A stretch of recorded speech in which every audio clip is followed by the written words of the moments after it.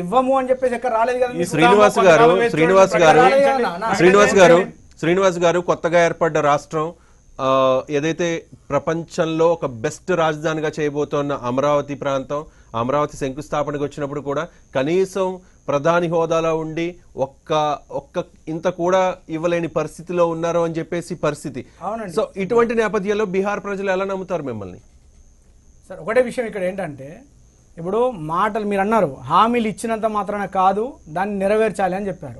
మేము హామీ ఇచ్చి నెరవేర్చకపోవడం అనేది అది జరగకపోతే గనక, ఒకవేళ జరగకపోతే మీరు అన్నట్టు చీకొడతారు ప్రజలు. అవును సార్, కాదండి మీకు అలయన్స్ పార్ట్నర్లు బలపడడం ఇష్టం లేదు. చంద్రబాబు నాయుడు గారు ఏమైనా వద్దంటారా? స్పెషల్ స్టేటస్ వస్తే ఫస్ట్ లాభపడే చంద్రబాబు నాయుడు గారే. ఎవరు వద్దనరు. ఇంకొకటి, ఈ రోజు మీరు కానీ ఈ రోజు స్పెషల్ స్టేటస్ ఇస్తే విపక్షాలకు ఆయుధం లేకుండా చంద్రబాబు నాయుడు గారు హీరో అవుతారని మీ బీజేపీకి తెలుసు. అందుకనే చంద్రబాబు నాయుడు గారు బలపడకూడదు. ఎక్కడైతే ఎవరితో కలిసి ఉంటారో వాళ్ళతోనే కలిసి అటాక్ చేసి పోటీ చేయాలి. ఇప్పుడు మేము ఇందాక కూడా రెఫరెన్స్ ఇవ్వడం జరిగింది. మహారాష్ట్ర కావచ్చు, హర్యానా కావచ్చు, రేపు పంజాబ్ కావచ్చు, తర్వాత వెంటనే ఆంధ్రప్రదేశ్ కావచ్చు. అలయన్స్ పార్ట్నర్స్ని ఫస్ట్ వాళ్ళ మీదే పోటీ చేయాలి. బలం సరిపోకపోతే మళ్ళీ వాళ్ళని కలుపుకొని అధికారంలోకి రావాలి. మీ అజెండా అదే. అందుకని మీరు అధికారంలో కూడా ఉన్న మంత్రులతో కలిసి ఉన్న తెలుగుదేశం పార్టీ బలపడిపోద్దనే దుగ్ధతోనే మీరు ఇవ్వడం లేదు. అందుకనే మేము ప్రతిపక్షంగా ఖచ్చితంగా రావాల్సిన హక్కును నిలదీస్తున్నాం. మీకు మొహమాటాలు ఉండొచ్చు కానీ తెలుగుదేశానికి మేము నిలదీస్తాం. కనీసం మా భుజం మీద తుపాకి పెట్టి కాల్చండి అని చెప్తున్నాం. శ్రీరాములు గారు, రవిచంద్రారెడ్డి గారు ఒకటి చెప్తున్నారు, అలయన్స్ పార్టీస్ పార్ట్నర్స్ తో తర్వాత బీజేపీ అవసరం తీరాక వదిలేస్తుంది అని చెప్పేసి. ప్రస్తుతం పోటీ కూడా పడుతుంది. ప్రస్తుతం బీహార్ లో జరుగుతుంది అదే కదా. వద్దన్నారా చంద్రబాబు నాయుడు గారు? ఏపీకి ఎవరు వద్దనరు, కావాల్సిందే.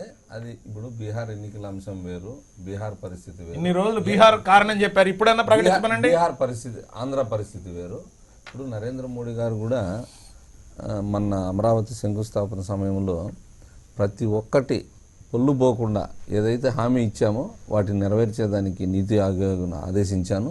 అది జరుగుతూ ఉంది అన్నాడు. నిన్న కూడా చంద్రబాబు గారు ఢిల్లీకి పోతే వారు కూడా చాలా స్పష్టంగా పాజిటివ్ గా,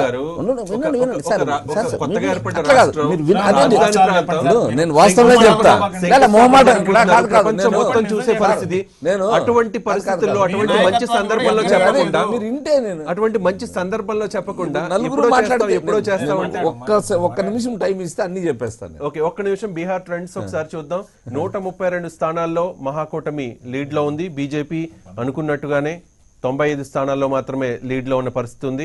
ఇప్పటికే 3 గంటలు కావస్తోంది ఎలక్షన్ కౌంటింగ్ స్టార్ట్ అయ్యి. ఇంకో గంటలో ఒక క్లారిటీ వచ్చే అవకాశం ఉంది.